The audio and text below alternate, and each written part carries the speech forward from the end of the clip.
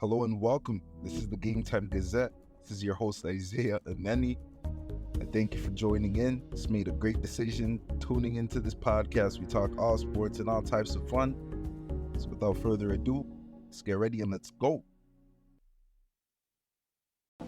Alrighty, welcome back, guys. It is Isaiah Ngannou, and this is the GameTime Gazette. I'm excited. Oh, let me fix up my mic. I don't think you guys heard me properly. Welcome back to the GameTime Gazette. Had some NBA action last night.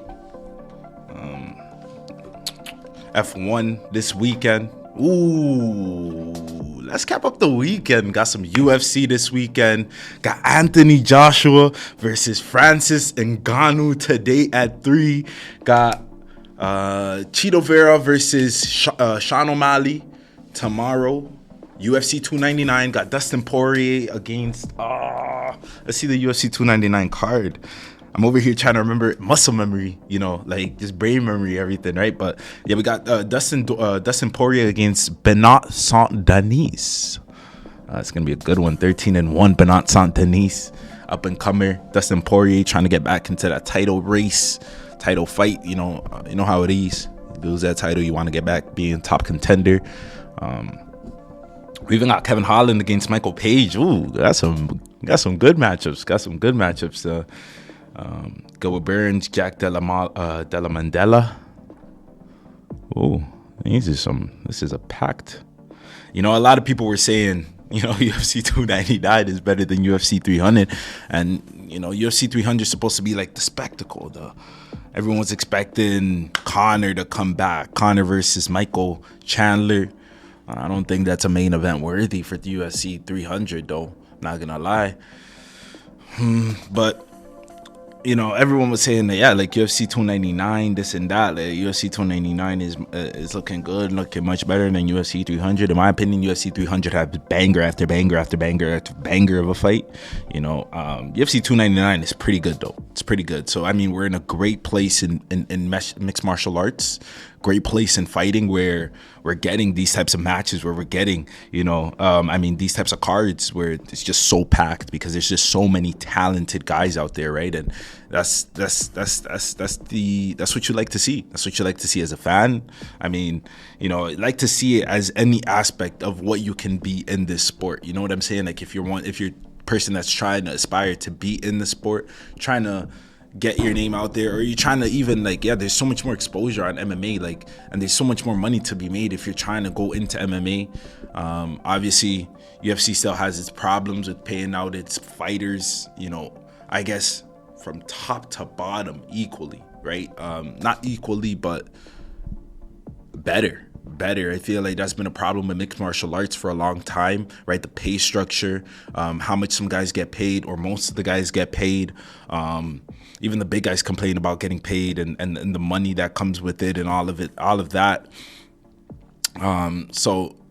It's gradually getting, the money side of it all. I really don't know how the laws and all of that been working. I know there's countless unions for MMA fighters, and I know there's countless MMA fighters every year. I don't know if they're hitting any strides, but doing their work, trying to get better pay for fighters and all of that. Because once you pay off your gym, once you pay off your trainer, all of that, you're gonna have no money left. And you're doing this job, you're doing this career where you're seeing by millions of people get beat up, get demolished. It's not even being about the people that are seeing you either. It's about you're getting beat up, you're getting your face punched in, and that's what you end up doing. Not getting paid right. And I did a course on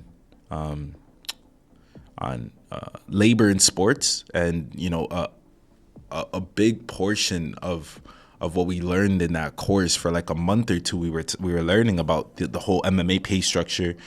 We had a lawyer come in that he has that he, or not a lawyer, maybe a lawyer, I forget which one it is, a lawyer, or he was the head of a union for an MMA, for MMA fighters, right? And coming in and explaining the whole ins and outs, explaining the basics of the ins and outs of okay, this is how MMA fighters are typically getting paid.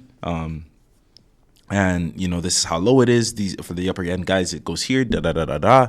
And, this is how much the MMA is taking, all of this. And then you're just looking at the legal side of it all. You have to pay your trainer, you got to pay your gym, you got to pay all these other different types of people. And then at the end of the day, you don't have any money left for yourself. You don't have any money for, the work that you put in. And a lot of these guys are doing multiple fights. And MMA, fighters' career ends up being short because they're, injuries and head damage, all of this, all of that, and they don't even have medical insurance, right? And they don't have the medical insurance to be able to take the proper care of their bodies as well to continue doing this job that they love.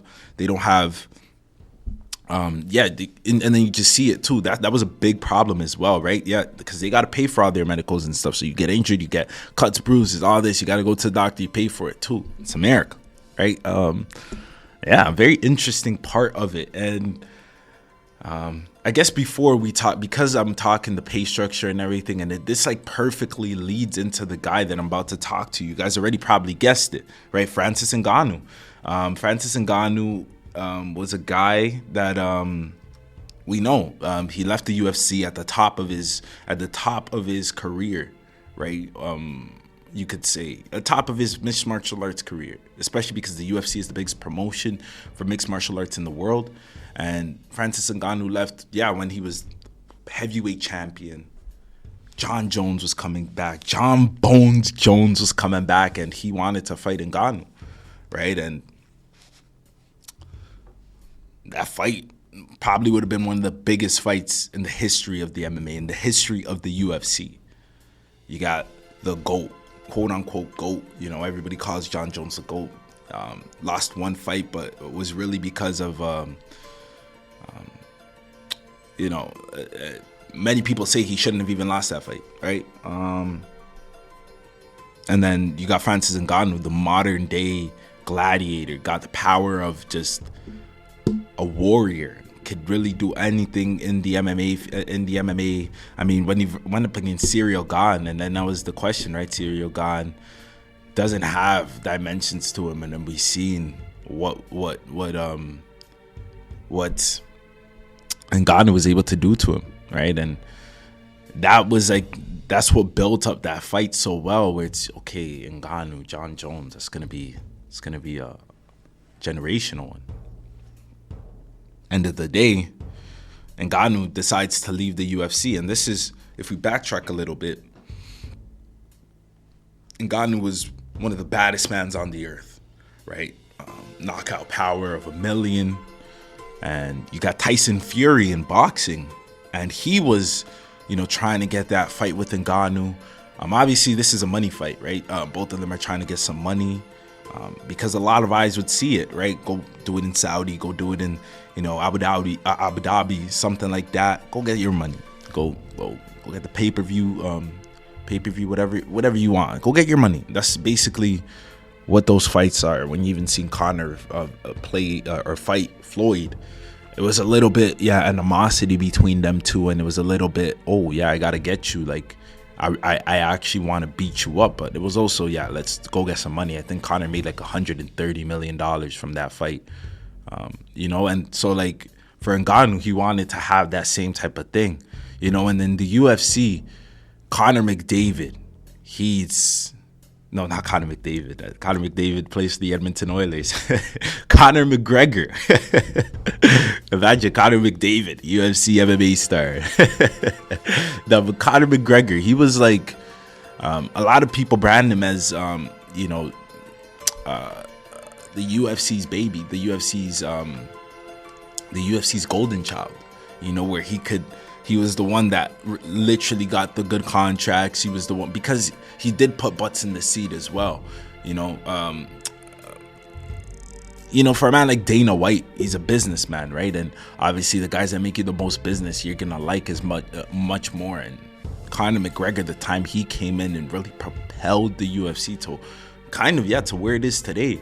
UFC was always around. It's been around for 30, 40 years, something like that. But Conor McGregor, he really like opened up the world to the UFC because he had such an infectious personality where you It's either you wanted to see him lose, you wanted to see him get knocked knocked the fuck out, or you just wanted to see him win. You wanted to see him knock somebody the fuck out, right? So it was like he was Dana White's first guy that he's like, all right, you want to do this? All right, let's do that. You want to do this? All right, let's do that. You want to do this? All right, let's do that. But then it came time for like a Francis Ngannou, and it was like, you really want to do that? You know, I feel like a factor to that is because, you know, it didn't matter if Conor lost or won. It was Floyd. It didn't matter though if he lost or won. It was all about the money that could have been made and was made. Billions were made off that fight. You know, like for everybody involved ate. Dana ate, Floyd's people ate, the boxing people ate, MMA people ate, Conor ate good. You know, so I feel like money was the biggest factor in that. Even though Dana White and Conor McGregor have that relationship that they have, right? But even with that, Francis Ngannou and Tyson Fury were gonna make money too. You know, maybe not as much as the Floyd and obviously Conor fight, because at the time too, you didn't see that happen where it's MMA against boxing, boom, boom. You know, two of the biggest stars where this guy talks a lot and that guy talks a lot and they're both talking a lot to each other, and the press conferences were hilarious. You know, things like that made it bigger than what it really was at the end of the day, because when the fight happened, it was very underwhelming, right? It wasn't like, oh, this is the best fight ever. Nah, it happened. It went and gone. You know, we seen Conor and Floyd fight. It went and gone. You know, same thing. We seen the Francis Ngannou and Tyson Fury fight. It happened. It went and gone. Yeah, for sure. But it didn't have the same type of buzz that Conor and Floyd had. Conor and Floyd months before that were buzzing about. Everybody was like, oh, Conor and Floyd, Conor and Floyd, Conor and Floyd, Conor and Floyd. Right? So that's definitely a factor too. But all right, like, you know, after I'm done explaining the whole situation, I could spend 20-30 minutes explaining the whole situation. Long story short, Francis Ngannou wanted to do the same thing with Tyson Fury, and Dana White did not allow him. You know, left the UFC, still ended up doing the fight with Tyson Fury. Boom, got ranked in the heavyweights, and I think he was, let's see his ranking. I don't know, some top 100, something like that. Francis Ngannou ranking. He's a ranked boxer, so I'm sorry, he is world number 10 heavyweight boxer, you know. And there's two factors that come into this, that come into play to why this is like it is. One is because he can box. We seen the fight with Tyson Fury. He was able to drop Tyson Fury one time. He was able to stay in there way better than I was watching it, and it was way better than I thought Francis Ngannou was going to be able to do. He could actually real life box. Like, if boxing was what he chose to do, he could be the best in the world, one of the best in the world. He could do it. Heavyweight division in boxing is pretty weak too, though. It's pretty weak. For boxing, it's a lot of cruiserweights and a lot of the lower, because what's Canelo? Let me see what Canelo weight class.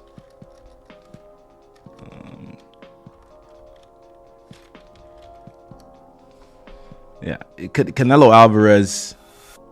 Yeah, he's a middleweight, super middleweight, light heavyweight. Yeah, I mean, he's been, but welterweight, obviously. No, wait. Am I tripping? Let me see. No, he does. Yeah, he in 4 weight classes from light heavyweight, from light middleweight to light heavyweight. It's the smaller guys in boxing nowadays that are more popular, this and that. I mean, you got Tyson Fury, you got a few guys, you got Anthony Joshua. That's who Francis Ngannou was playing today. You got Anthony Joshua, you got Wilder, and Wilder in there as well. But yeah, Francis Ngannou, top 10 ranked as a boxer, right? So all these things happen. End of the day, he still does it by himself, joins PFL. And I mean, now, yeah, top 10 ranked in boxing, top 10, I mean, going to be still getting paid, I think, a little bit better, maybe at the same, because he was talking on Kamaru Usman's podcast a few days ago, and he was talking about how he took 600,000 from his last fight. You know, they offered him 5 million, something like that. I was kind of lost on the way he was talking. I'm not gonna lie, but maybe like from what I took from it was that, you know, he was being a loyal guy to the UFC, this and that. Like, he even took the lower offer, this and that, for Dana White, but then they still did him dirty. That's what I took from that. Maybe I'm wrong. But yeah, he said he got paid $600K for his last fight, and yeah, he's gonna be making a lot more there in the PFL. He's the PFL's biggest star. Boxing, he's a top 10 heavyweight in the world. He's a top 10 heavyweight in the world, which led to this Anthony Joshua fight, because we know Anthony Joshua is a top 5, you know, heavyweight in the world, and he's been like that for, you know, the last half decade, a little bit more. So, you know, they're gonna go. It's a 10-round bout. It's Saudi Arabia. As I said, it was at 3. I thought that he did beat Tyson Fury. I didn't think Tyson Fury's activity in that fight, you know, convinced me that Tyson Fury won. They gave the fight to Tyson Fury because he's the boxer, and he could not. Francis Ngannou, as the debut as the MMA fighter, could not beat Tyson Fury, the best boxer in the world, the best heavyweight in the world, which he is. I would take Francis Ngannou though. I mean, I feel like Tyson Fury would come more prepared this second time around, because it did seem like he was unprepared. Maybe didn't take, you know, Francis Ngannou as seriously as he could have, because it looked like him. It was like, whoa, like, this guy could box. Like, Tyson Fury was realizing that first round in the ring too, because he got dropped. You know what I'm saying? Where he's like, whoa, like, yeah, I gotta box against this guy, right? So it's gonna be interesting to see how that fight how it goes with Anthony Joshua, just because, like, Anthony Joshua is one of the best fighters in the world as well. Obviously faced Tyson Fury before, but you know, Anthony Joshua is going to be prepared for Francis Ngannou this time around, because he's not surprising anyone, right? He's not coming up, you know, and going to surprise anyone here. So it's going to be very interesting. I'm going to give a quick prediction. It's a 10-round bout.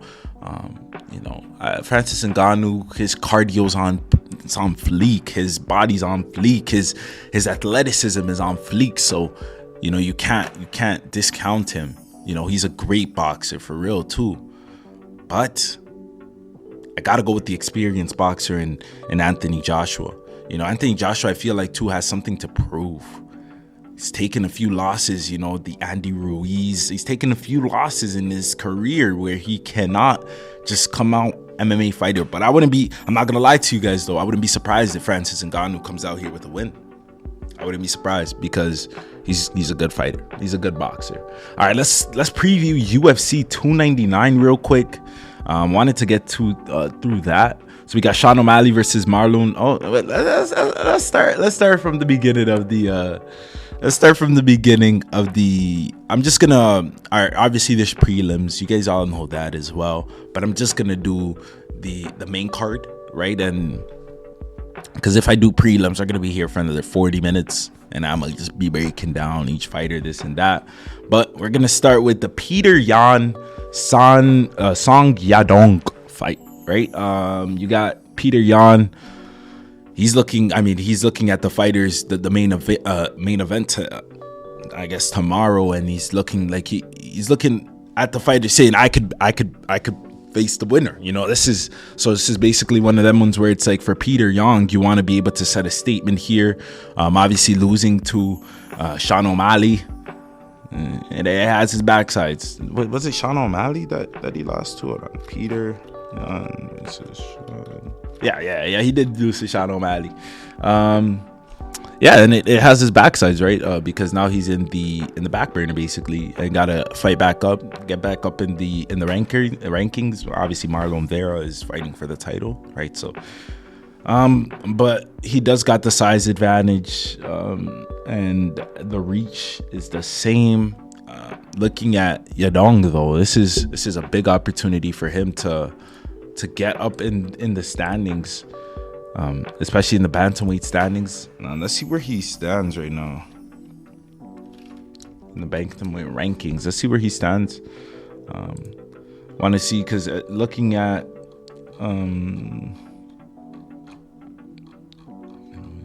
lightweight, featherweight. Yeah, so we got Merab Dishvali.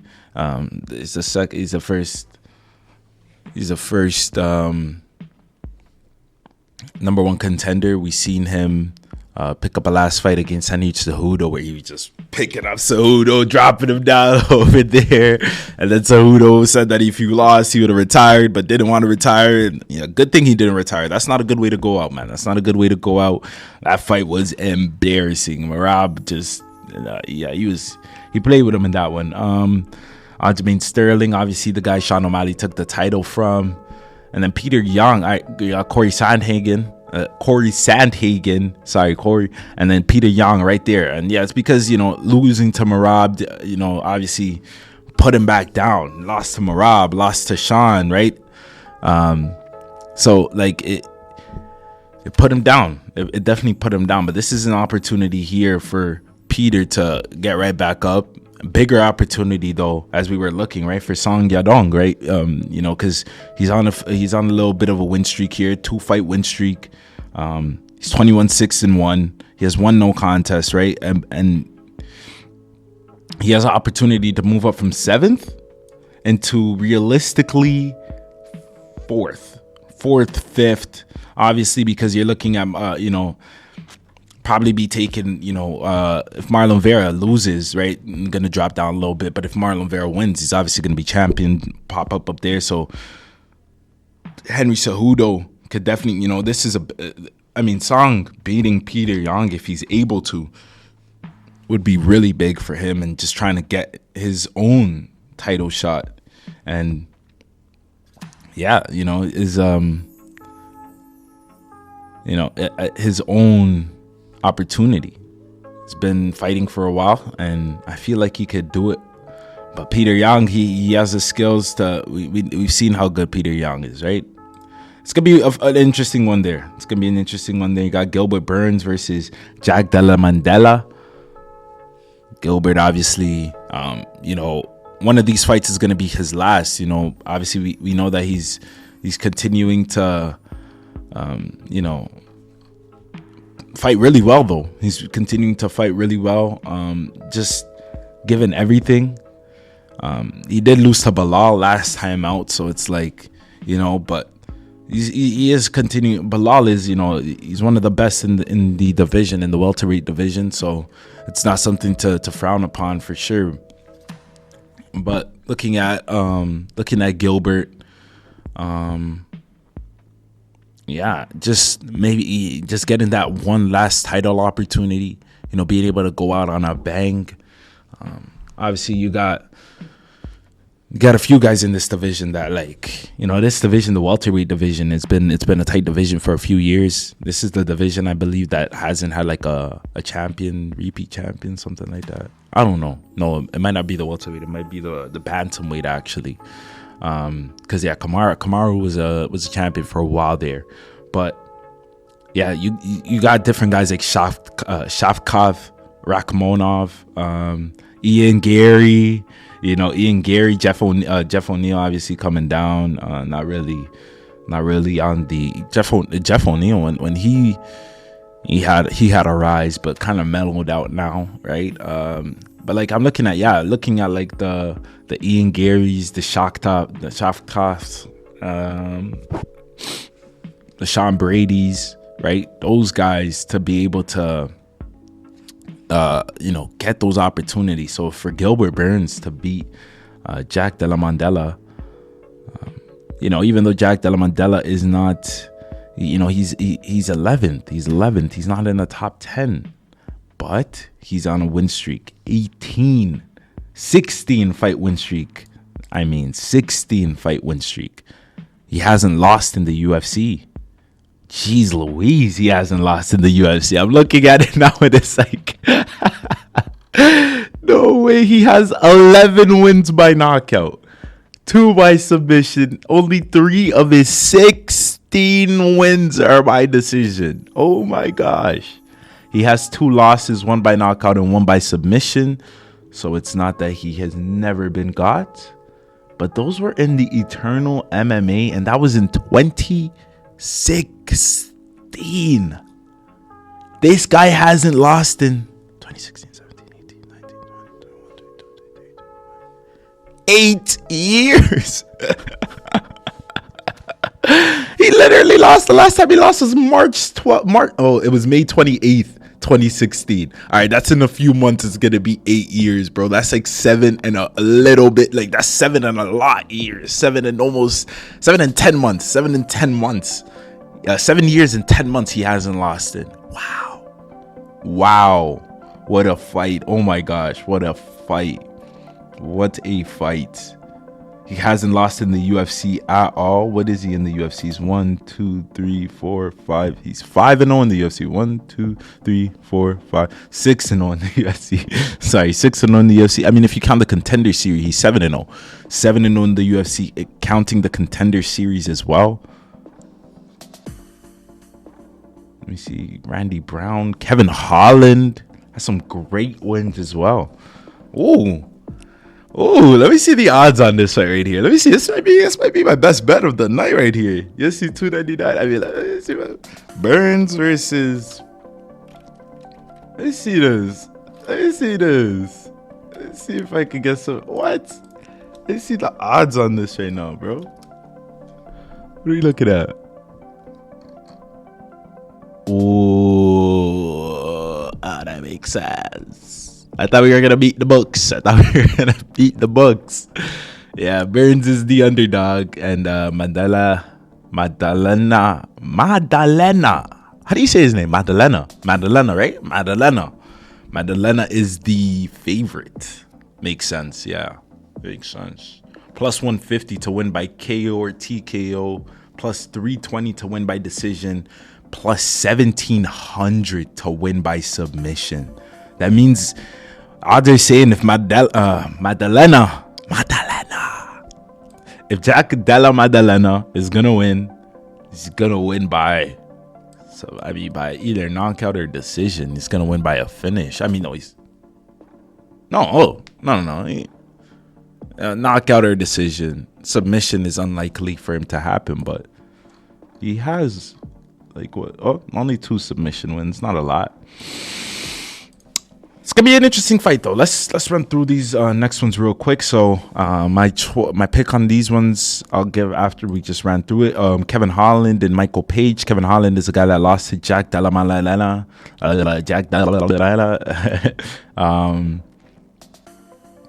Kevin Holland's a really good fighter. Love him. One of my favorite fighters in the UFC. Got so much emotion. Got so much fight. Got so much power as well.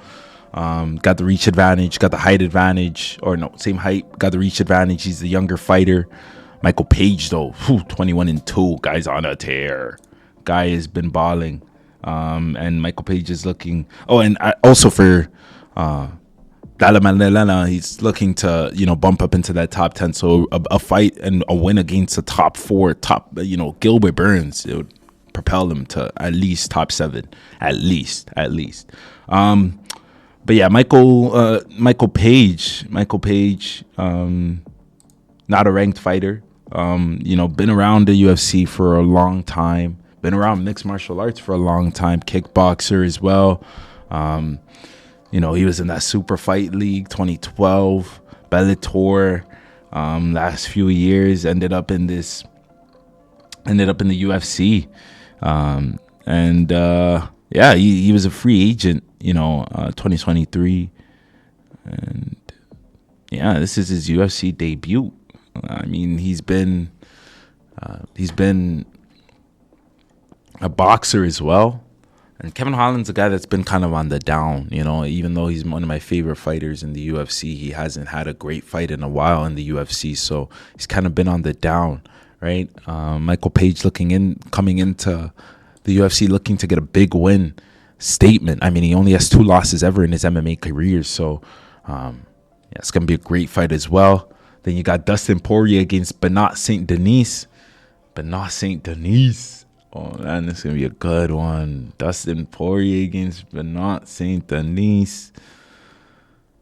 Oh man, what could we just say about Dustin, bro? What could we say about Dustin? Like, Dustin's one of my favorite fighters in the UFC as well. He's looking to get right back up into that, get Islam, even though probably won't get the opportunity for a little bit, but get Islam. Lost to Justin, just like, that was a tough, I bet on Dustin that day too, because he beat Justin and then I lost on both decisions, man. I lost on both fighters, bro. I bet one fighter and then they lose, and then I bet the other fighter and then they lose. Maybe I'm the reason, But yeah, Dustin trying to get back into that top 3. This would be a real big win. Bernard St. Denis has been on the rise in this lightweight division. Really been doing his work to make noise. I mean, he's number 12 in the rankings. He's on a 5-win win streak. 13-1. I feel like he's undefeated in the UFC. No, not undefeated in the UFC, but he only has that one loss in the UFC, one loss ever. It's crazy. These are some crazy fights, bro. Oh my gosh, Dana was cooking. Oh my goodness, that's a good fight too. And then at the end, you got Sean O'Malley versus Marlon Vera. Marlon Vera, the only guy to ever beat Sean O'Malley. Sean O'Malley got injured in that fight, and Marlon Vera able to take advantage and beat Sean O'Malley. It comes however it comes. He's going to take a win however it comes. It's not a wrong, dirty thing. You know what I'm saying? It comes however it comes, which is very respectable. And yeah. So we got that.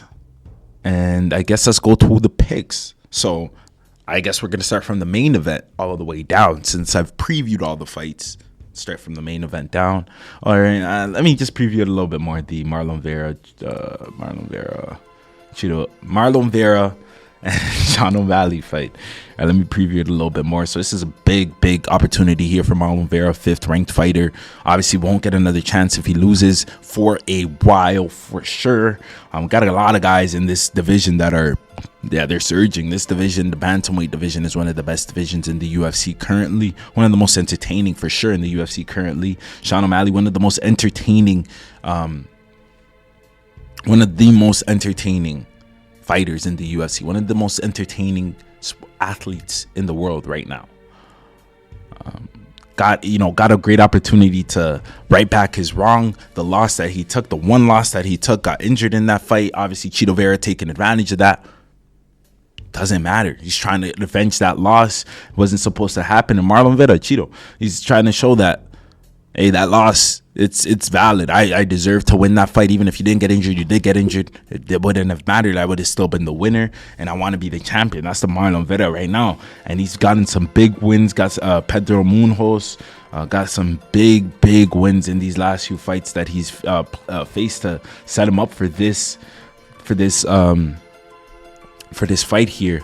He did lose to Corey Sandhagen.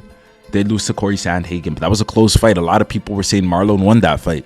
He has not been knocked out in the UFC. I think it's like 22 match, something like that he hasn't been knocked out. Obviously, when you hear that, hey man, they're jinxing it. That guy has a chin though. He has a chin, but they're jinxing it for sure. Since we're starting with that, yeah, my prediction is going to be Sean O'Malley. I feel like he's going to come out with a point to prove. He doesn't feel like that loss is warranted. He shouldn't have lost that match, and he's going to come out and prove that shouldn't have been a match he lost. Dustin Poirier, Bernard St. Denis.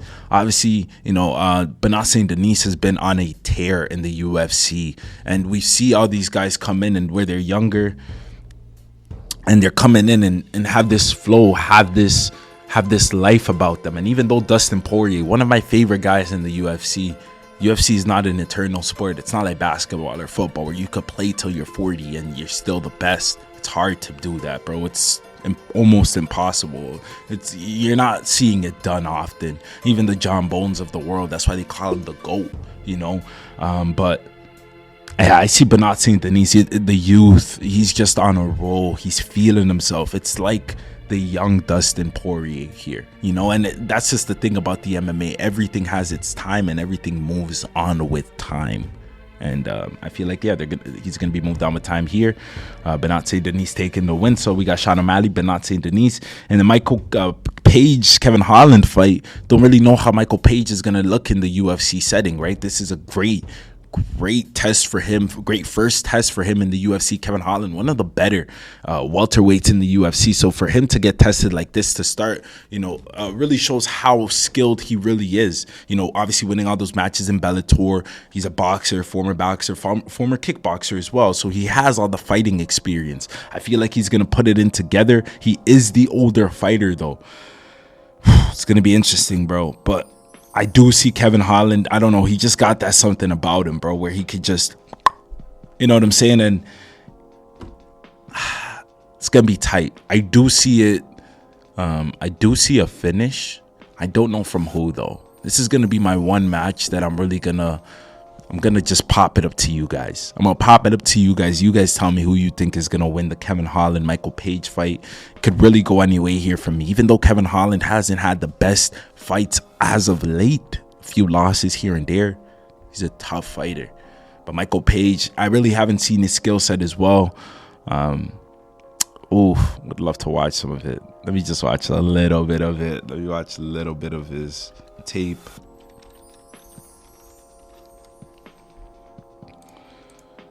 It's just the first one I clicked was all 11 of Michael Venom Page's brutal knockouts, and what a start. Leg kick, low leg kick. Ugh. Broke that man's leg. That was nasty. That was absolutely disgusting. Absolutely disgusting right there. And let's see that second one. All right, so this is who is this fight against? Yeah, some long outro music. He really dominated Bellator as well. One of the best fighters from Bellator. So this is Page versus Sanders. This is March 21st, 2013. Bellator fans probably remember this. Oh my goodness, what a right. Oh, another right. Knocked him down. Kiss to the stars like that. That wasn't bad. That was pretty good. All right, let's see. Page versus Rainey. That is May 17, 2014. Bellator fans again. You guys know the drill. Ooh, what a right hand. Straight. Sat him down. Okay. He's coming in with not even a little bit. This is a lot of power, bro. This is a lot of power. Okay, let's see. All right, Page versus Bears. This was 2015. Ooh, what a knockout. That was a quick right? And then, that was a good one right there. Oh, it was a quick 1-2. It was real quick. He couldn't even see it. They had to slow it down. It was bop, bop. Don't see that often. Left, right. All right. I'm gonna take Page. I'm gonna take Michael Page, even though he's the older fighter. I'm gonna take Michael Page. Just looks like his power is ridiculous, and his kind of body control in the ring. Yeah, he looks dangerous. Even though he doesn't have the reach advantage, he looks dangerous. Don't want to get close to him. Gilbert versus Jack Della Maddalena. Same thing I've been saying. It's just the age thing. I mean, Gilbert Burns is 10 years older than Jack here. And it's just, Gilbert Burns has had his time. He's been there. He's been at the top. I don't think he's going to go back. That's the thing about the UFC. It's so hard to get back up there, especially when you're pushing 40. The young guy's going to come in and knock you out, and it's going to be tough to see, but that's what you're gonna do, and the older guy's gonna have to just retire, or he's just gonna look embarrassing like we've seen other fighters do. Don't wanna. And then Peter Yang versus Sang Yadong. This one is another throw up here for me. I'm not gonna lie to you, because this is such a close fight. Peter Yang trying to get right back into the top, and Sang Yadong, he's been fighting really well. Five fight win streak. So don't be surprised if he comes in and he comes pop, and he comes and wins this fight. But I'll give the nod to Peter Yang. I'm not gonna leave a lot of interpreting. Oh no, wait, I didn't. I chose Michael Page. So you guys tell me, who do you guys think is gonna win, Peter Yang or Song Yadong? Leave it in the comments. Obviously the betting angles are there. I'll check the F1 qualifying real quick for you guys because it was happening as I am talking with you. It's happening. And currently Max Verstappen leads by 0.3 of a second. Oh no, Max Verstappen got pole. Charles Leclerc in second, 0.3 behind. Sergio Perez in third, same 3.3 behind, just a little behind Charles. It's very disappointing, I'm not gonna lie to you. When you look at the things that's happening, and Max is being so ahead of everyone. I encourage you guys to go watch this race, but if this race stinks this weekend, I'm not watching a lot more F1 as well. I'll just be keeping up with the silly season news, and I'll keep you updated right here on the GameTime Gazette. But yeah, I wouldn't blame you guys if you guys weren't watching the races as well.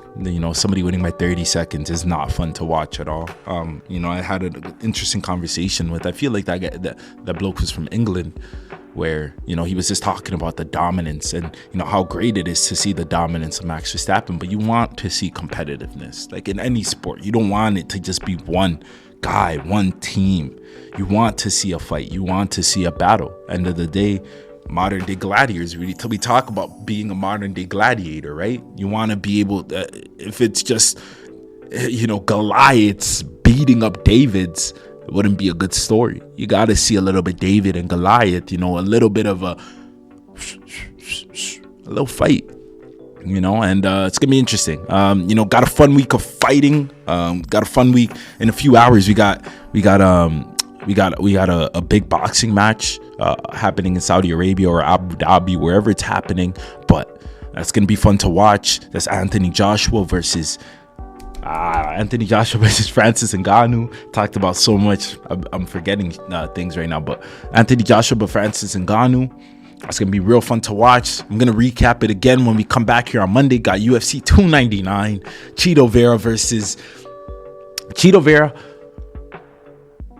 Marlon Chito Vera versus Sean O'Malley. No. Marlon Chito Vera versus Sugar Sean O'Malley. There we go. I got both of their nicknames in there that time. That's going to be a good main event. Got great fights all in between up leading to that main event. Tune into that. Going to be real fun. And we're going to keep it. I'm going to keep you updated right here on the GameTime Gazette. And yeah, got NBA as always. Got FIFA, football. FIFA like we're playing the game. No, we got football, European football as always. La Liga's heating up, Prem's heating up a lot, man. It's sports just continue to get juicier and juicier and juicier. It's a never-ending movie, and I'm here enjoying every single second of it with you guys here on the GameTime Gazette.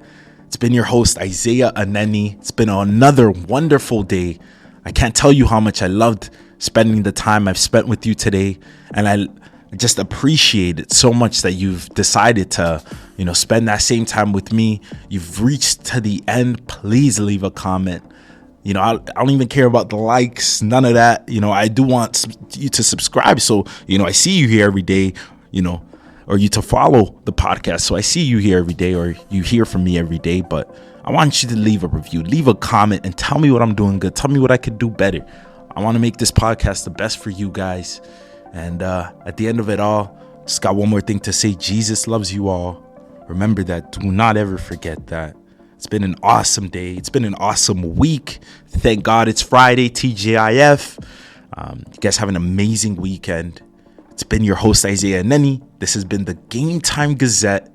And as always, I'll see you until next time.